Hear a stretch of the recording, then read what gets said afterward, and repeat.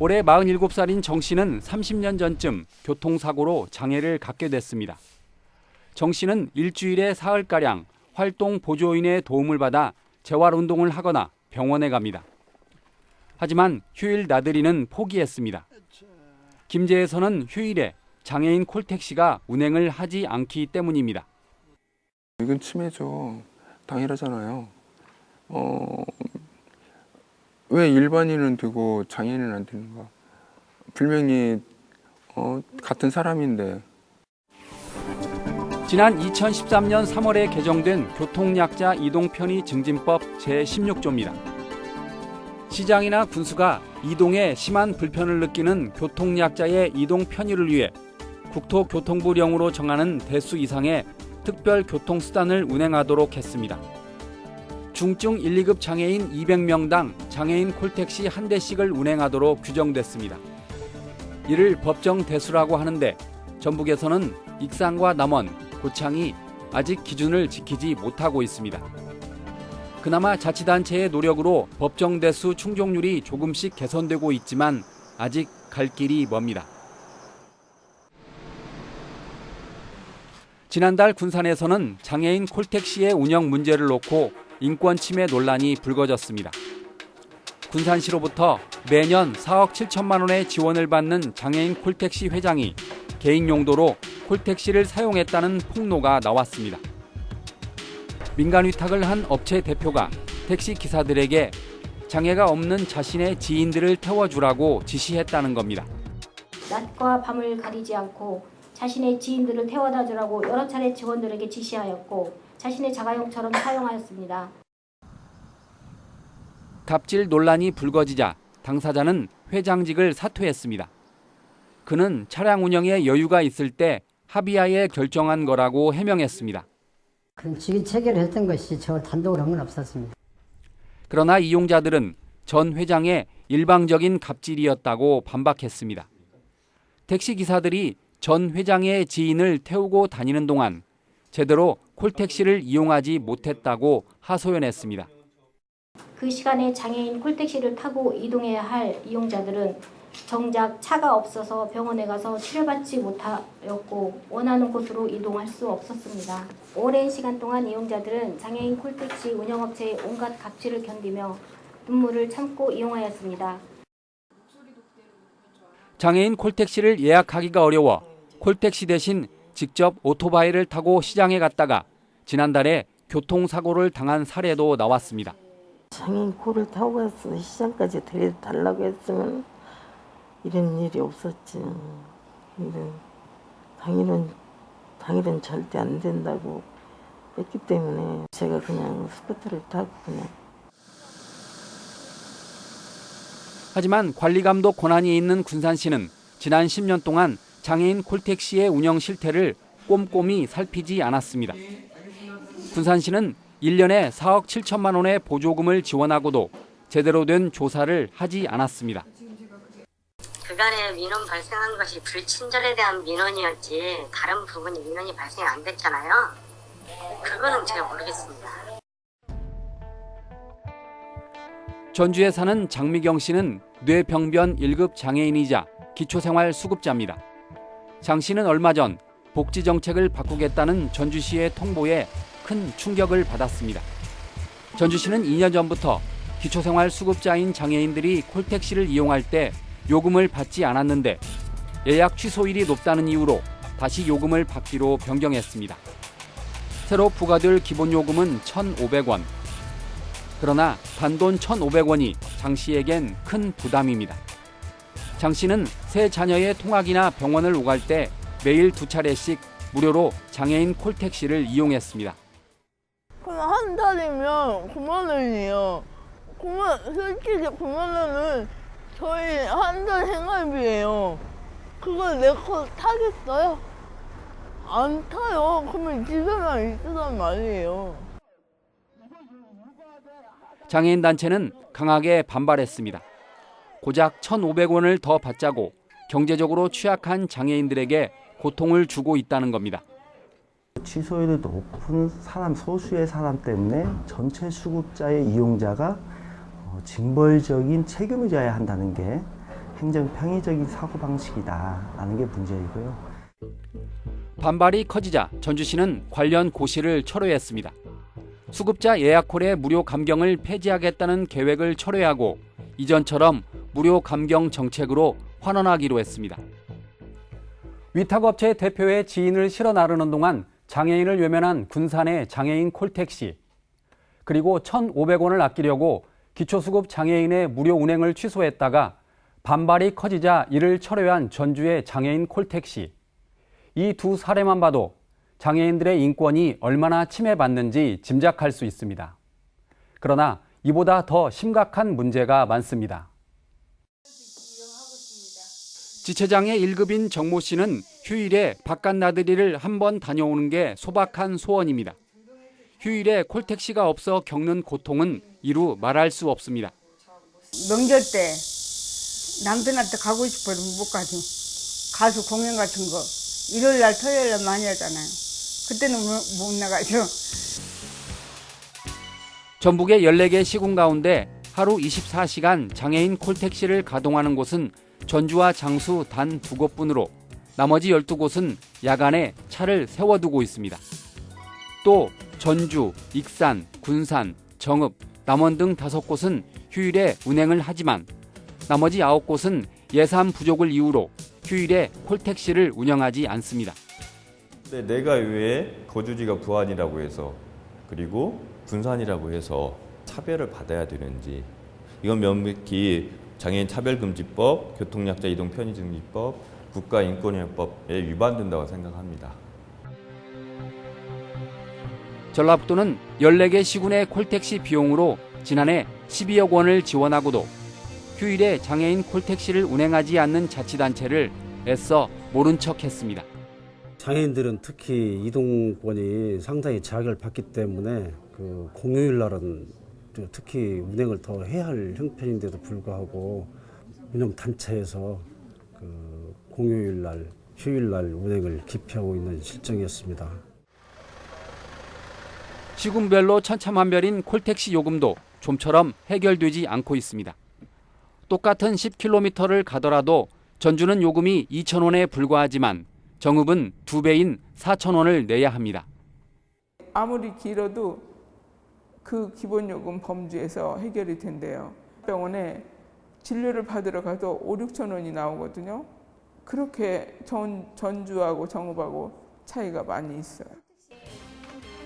전북이 아닌 다른 자치단체는 이런 문제를 어떻게 풀고 있는지 알아봤습니다. 안녕하십니까. 상담원 김은주입니다. 배동조 고객님 반갑습니다. 전라남도 광역이동지원센터입니다. 이곳은 365일 24시간 운영하면서 전라남도 22개 시군의 장애인들에게 콜택시를 배차합니다. 이용 고객분들의 접수 순서에 의한 배차가 반드시 이루어집니다. 누군가하고의 친분 관계가 있다고 해서 순서를 뒤집어서 배차를 할 수 없게 돼 있는 시스템이에요. 전남의 22개 시군이 따로따로 운행하던 장애인 콜택시 배차 업무는 전라남도가 지난 2015년에 광역이동지원센터를 설립한 뒤 일원화됐습니다. 이전과 달리 전남 어느 시군이든 오갈 수 있고 여가 목적으로 자유롭게 콜택시를 이용하기도 합니다. 지금은 이제 그래도 다른 시도로 시군으로 이렇게 나갈 수 있다는, 하루에 3건까지만 이제 이용할 수 있었는데 지금은 이제 횟수 제한 없이 이렇게 이용할 수 있게 돼서. 지체장애인 2급인 신창규 씨가 수원시 장애인 콜택시를 이용하고 있습니다. 수원에서는 1년 365일 하루 24시간 내내 장애인 콜택시를 이용할 수 있습니다. 비결은 수원시의 과감한 투자입니다. 수원시는 장애인 콜택시 운영비로만 올해 50억 원을 투자했습니다. 2010년 13대로 출발한 장애인 콜택시는 올해 78대로 늘었고 내년에 88대가 됩니다. 수원시의 장애인 콜택시 법정 대수가 44대인데 내년에는 법정 대수의 2배가 되는 셈입니다. 이용객들이 많은 추세입니다. 그리고 많아지는 추세고, 그다음에 시장님 의지가 또 장애인들을 위해서 이렇게 복지적으로 많이 신경을 쓰시다 보니까 그렇게 계획을 잡았습니다. 수원시의 적극적인 투자는 여기서 그치지 않습니다. 수원시는 올해 78대의 장애인 콜택시 말고도 45대의 개인 택시를 운영하고 있습니다. 콜택시가 중증 1, 2급 장애인들의 발이 되고 개인 택시는 3, 4등급 장애인들의 이동을 지원하고 있습니다. 이렇다 보니 지난해 수원시 장애인 콜택시의 콜 이용 건수는 41만 건이나 됩니다. 이렇게 아파트 앞까지 와주니까 편하죠. 국가요금제나 장애인들한테는 많은 도움이 되죠. 솔직히. 장애인들을 실어 나르는 개인 택시들에겐 매달 80만 원 안팎의 수당이 지급됩니다. 개인 택시 기사들의 급여가 늘어나고 장애인들은 더 많은 이동권을 보장받는 일석이조의 효과를 거두고 있습니다. 이렇게 한꺼번에 이렇게 월급씩을 받다 보니까 규칙적이고 아주 괜찮습니다. 손님을 모시다 드리고 고맙다는 인사 말씀들 하시고 나면 좀 큰 보람을 갖고 운행 열심히 하고 있습니다. 네, 말씀하세요. 장애인 콜택시에 개인 택시 장애인 콜을 운행하는 것도 놀라운데 수원시는 추가로 파트타임 택시기사 제도까지 시행하고 있습니다. 장애인 콜택시나 개인 택시 기사들이 식사를 하거나 잠시 개인 업무를 보는 동안에 콜택시를 필요로 하는 장애인들이 있을 것으로 보고 이런 시간을 도울 파트타임 택시기사를 뽑고 있는 겁니다. 이런 이유 때문에 몸이 불편한 장애인들이 수원으로 이사하고 싶다는 말까지 나오고 있습니다. 다른 시에 있는 분들이 수원으로 이사 온 분도 있다요. 내가 이용해봐도 편리한 것 같아. 불만이 없으니까. 이동 요금도 상대적으로 저렴합니다. 수원 시내 어느 곳을 가든지 장애인 콜택시 비용은 1,250원입니다. 시내를 벗어나면 킬로미터당 100원이 추가됩니다. 수원에서 서울의 대형 병원을 가더라도 4,000원 안팎이면 해결됩니다. 수원은 장애인 콜택시가 나아가야 할 지향점을 잘 보여주고 있습니다.